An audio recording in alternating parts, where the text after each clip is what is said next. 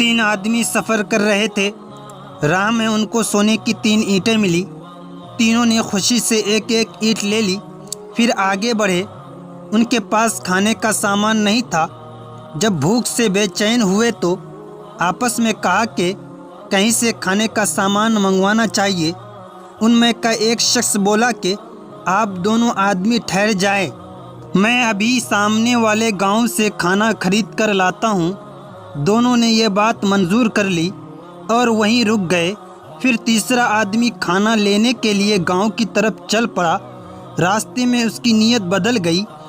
उसने अपने मन में सोचा कि अगर मैं खाने में जहर मिला दूं तो बड़ा अच्छा होगा, क्योंकि जब मेरे दोनों साथी जहरीले खाने को खाएंगे तो मर जाएंगे और ईंटें सब मेरी हो जाएगी। ये सोचकर उसने खाना खरीदा और उसमें जहर मिला दिया। फिर वही जहरीला खाना साथ लेकर आने लगा।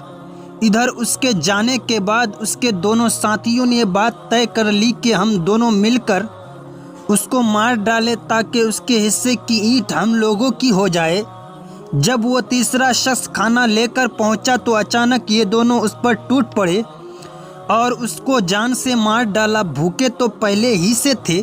जब कत्ल से फारिग होकर उस खाने को खाया तो फिर ये दोनों भी मर गए और सोने की ईंटें वहीं धरी रह गई।